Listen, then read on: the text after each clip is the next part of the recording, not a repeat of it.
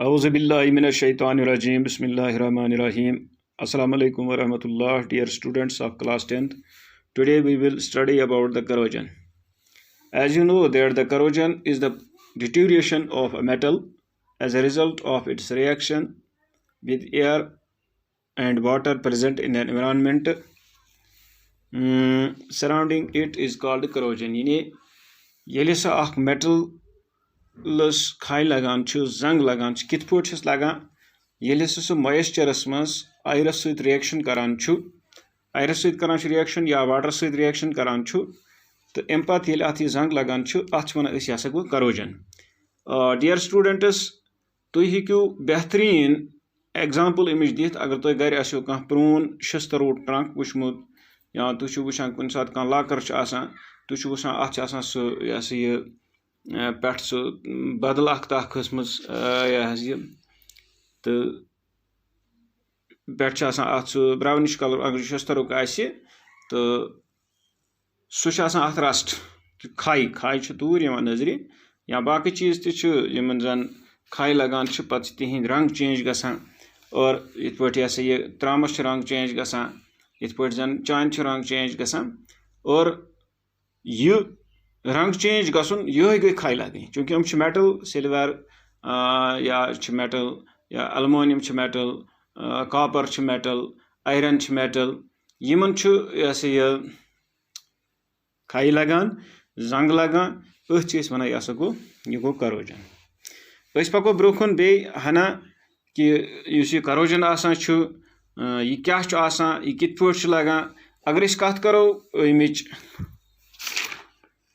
Aluminium तो copper यानी aluminium तो बेसान कॉपर अलमोनियम तो कॉपरस क्या इन पन जन शाइन सह चमक सह चमक इन मौजूद रोजान कहीं मे लिखुत aluminium and copper lose their shine well silver turns black ये कि जन सिल्वर सह ब्लैक गसान विज अत corrosion गसान तो सारे खुद बोड़ नुकसान सारे खुद बोड़ चीज़ सह गसान कम सह गसान वो अमिक इफेक्ट्स क्या अमिक यह corrosion इफेक्ट क्या तो वुचान कि यह जन कार बॉडीज या कार पार्ट्स इमन हसा डैमेज करान और यह जन ब्रिजेस चूँकि तुम वुचमुत जन ब्रिजेस बनान कदल बनान इन शस्तर इस्तेमाल गसान या जन तम रेल पटरी तमन शस्तर इस्तेमाल गसान जहाजन मज शस्तर इस्तेमाल गसान बाकी वारिया चीज़ तम खास कर जन शस्तरिक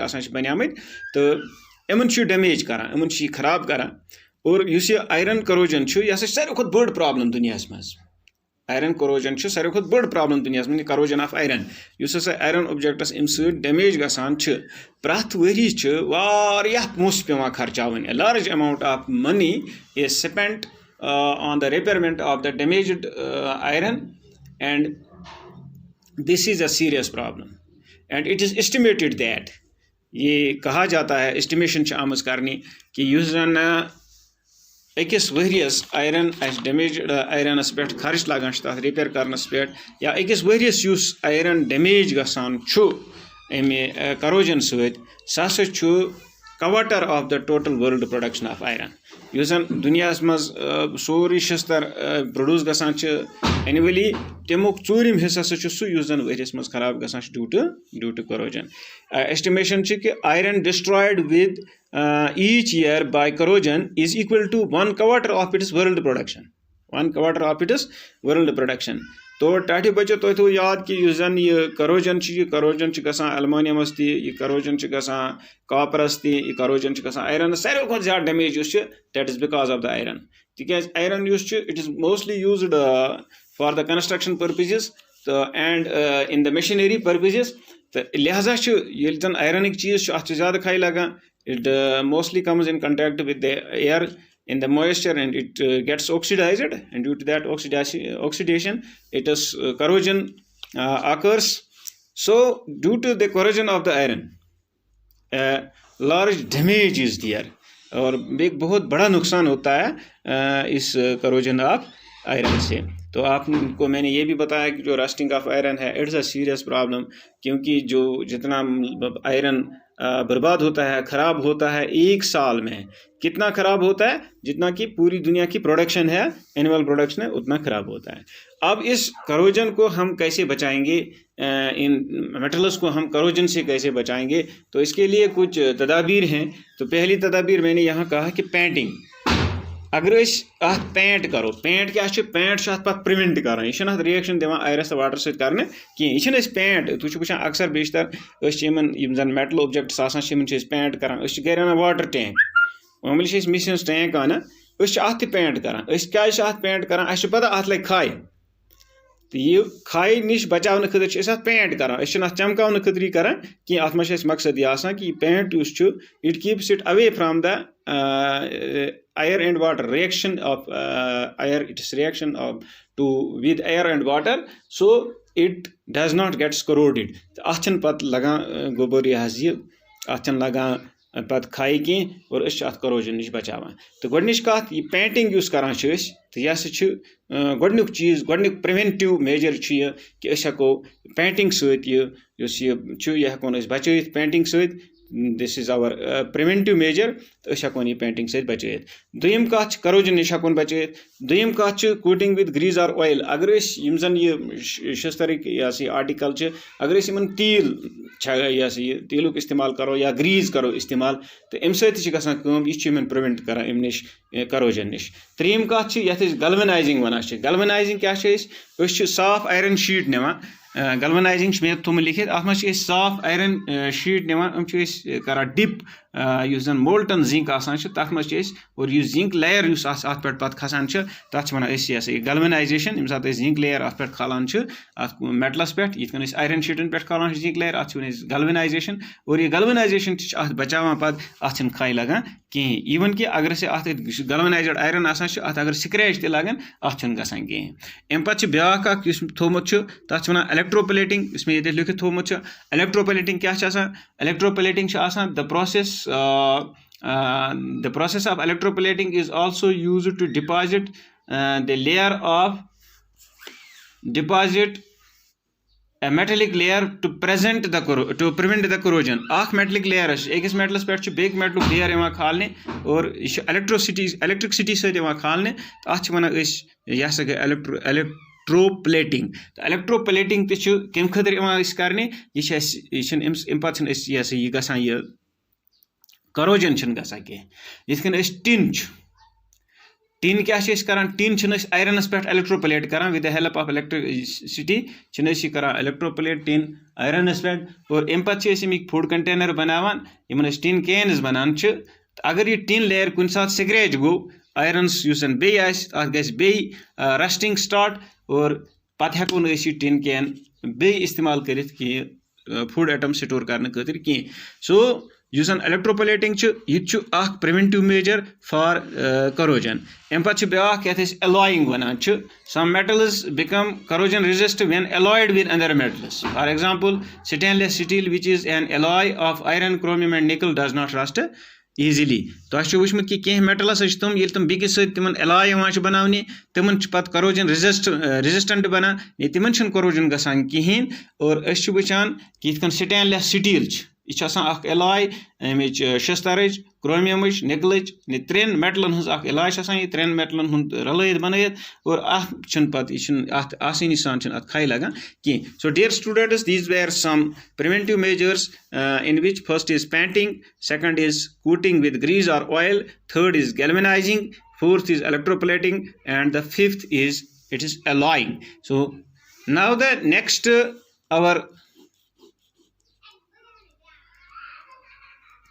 the next topic that is rancidity. What is rancidity? The change in odor or flavor of fatty and oily foods by oxidation is called rancidity. Yele sa kah चर्बी वोल गुजा या तिलदार गुजा वारियास टाइमस थावान एक्सपोज्ड टू एयर, यह reaction करान with air, और अम पे अमुक जन जायका आसान तो बे अमुक मुशक आसान, अमुक टेस्ट तो बे अमुक मुशक आसान। Order and flavour, it is ODOUR order you can see it here. It's odor and flavor. Order means ये जो order यहाँ पे लिखा है, order means boo, इसकी boo, this order means boo and flavor means taste. Flavor means taste.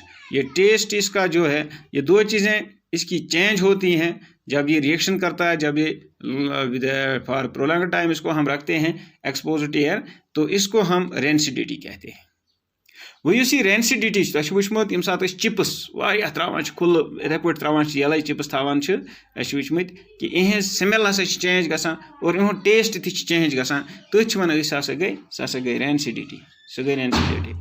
गो वो मामला use ये रेंसिडिटी ये कित पे हेको substances which present oxidation are added to food containing fats and oils which prevent oxidation. गोडनेथ addition of वनो substances यानी प्रिवेंशन क्या कित पे हेको रेंसिडिटी यह कर रेंसिडिटी यह कित कन हेको प्रिवेंट कर यानी रेंसिडिटी नश कित पे हेकोन बचत गजा खराब गसान फैटी तो ऑयली फूड आमुक टेस्ट तो बे ऑर्डर चेंज गसान when because of the oxidation. How can we prevent it? So dear students, keep it in mind. आप ये याद रखिएगा कि कित पे हेको ये प्रिवेंट कर। गोडनिच कत कर addition of antioxidants. Antioxidants क्या गई? यम गई तुम सबस्टेंस यम जन प्रिवेंट करान ऑक्सीडेशन। यम सात इन फूडन ऐड करान ऑक्सीडेशन प्रिवेंट करान, इन वन एंटी ऑक्सीडेंट्स और यम ऐड कर तो यम यह गोडनुक तरीक हेको एंटी ऑक्सीडेंट्स इन ऐड कर। यह दुयम कत दुयम कत कर एयर टाइट कंटेनरन मज पैक। यम जन यम food oily and fatty foods, we have to pack them in air tight containers. This prevents the air and when air is prevented there, the oxidation does not happen. Oxidation गस न की, oxidation L न गस न की, rancidity गस न की। त्रेम कन refrigerating food. अगर हसा ये गजा तुलान तुम वुचान ये जन रेत कोल आसान पन यह गजा तुलान थावान यथ मज फ्रिजस मज, यह गई कि यम सात टेम्परेचर कम गस तम सात यह ऑक्सीडेशन गसान कहीं। रेफ्रिजरेटिंग गो सुई। इथे पे रिप्लेसिंग ऑक्सीजन। अगर ऑक्सीजन बदल गैस यथ मसलन करो नाइट्रोजन गैस करो इस्तेमाल, यह करो इस्तेमाल ऑक्सीजन बदल, अम तेली रिप्लेस गो रेंसिडिटी हे प्रिवेंट गसित। So dear students, we have 4 measures by which we can prevent the rancidity. The first is addition of antioxidants. Number 2 is packing the food in airtight containers, and number 3 is refrigerating the food, and number 4 is replacing oxygen in containers with another gas like nitrogen. Us karun oxygen replace तिमन कंटेनरन मज यित कन जन ब्या guess वुचान nitrogen Yemen मज करुन ये replace. तो dear students, I hope that you must have understood this. Stay blessed and stay at home. Okay.